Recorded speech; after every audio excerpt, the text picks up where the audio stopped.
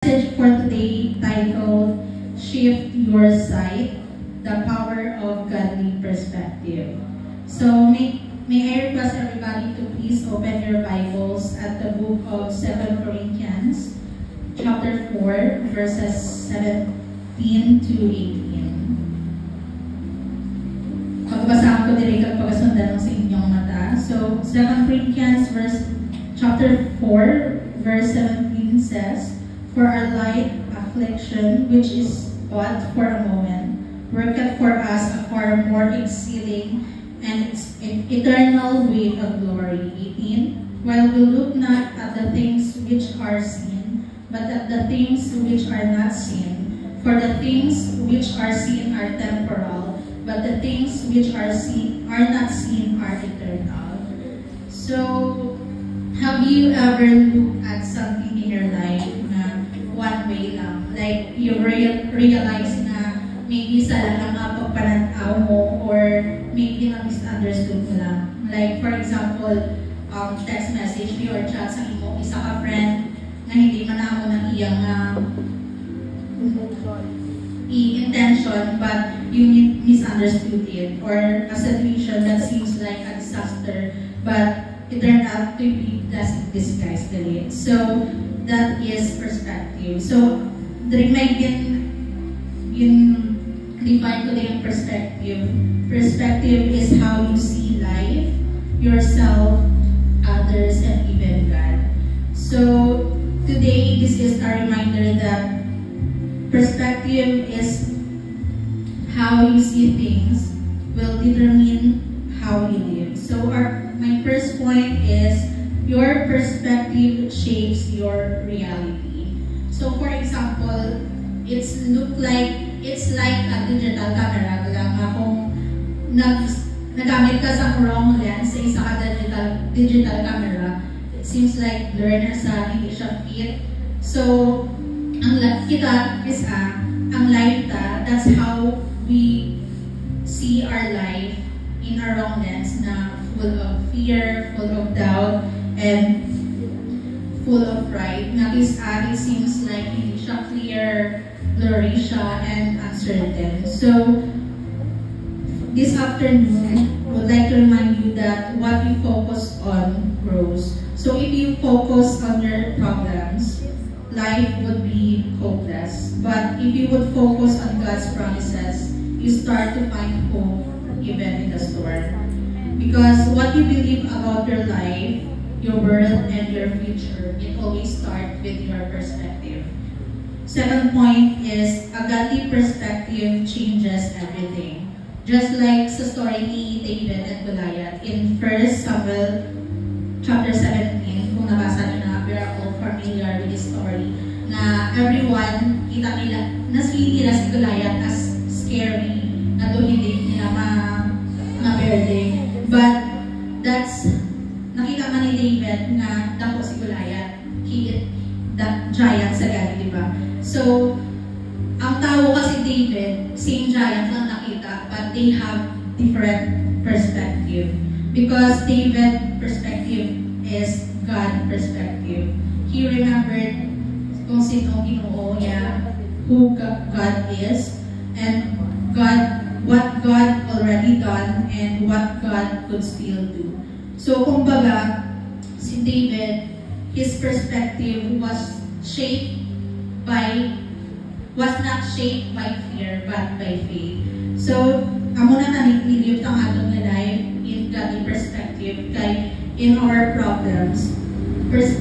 Kumbaga, ang perspective doesn't change your problem, but your perspective will change you in the problem. It will transform you how you fight your problem. And point 3, my third point, earthly perspective is temporary. God's view is eternal. So kumbaga, human perspective is often limited lang. Like, makita mo lang siya in some ways, but not, or some part lang sa landscape, for example, sa isa ka field. Some part lang na isang makita mo, but not the whole field. So what you see now isn't the full picture. Your pain, your confusion, your delay, this is not the end of your story.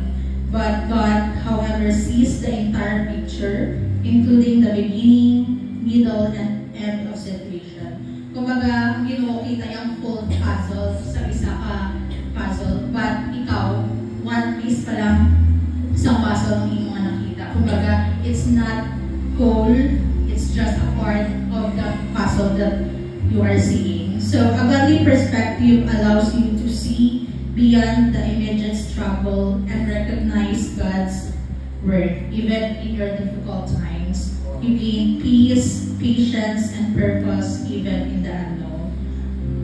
And fourth point, which is the last point, may this last point, ako ganyan i-put in mind every day that you can choose your perspective daily.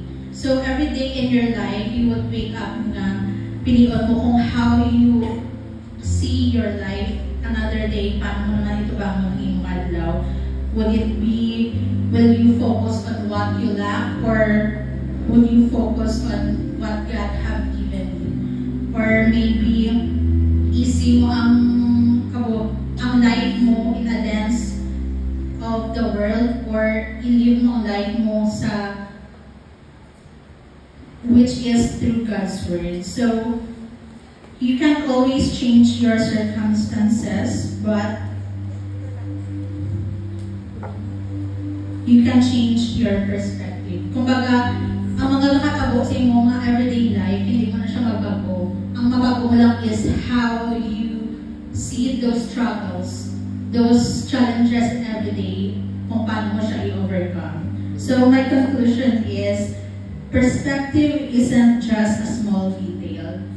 Kung kita iniisip ka lang na ay, ang abang ba lang yung iniisip, hindi mo na, wala nang ito matter, but no, how you see your life matters always. So shifting to a godly perspective means changing how you view the world, yourself, and even your circumstances. It must be based on God's wisdom and truth. And it also involves recognizing God is in control, understanding His purpose, and trusting His love and promises even in the midst of challenges.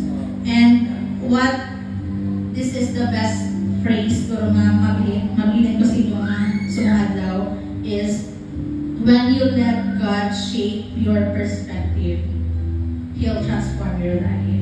So let us pray. May I request everybody to bow down their heads and close their eyes. Heavenly Father God, we thank you for this day. Thank you for this opportunity to share a message, Lord. Thank you for opening our eyes today and help us stop looking through the lens of fear, insecurity, comparison, Lord. And teach us to see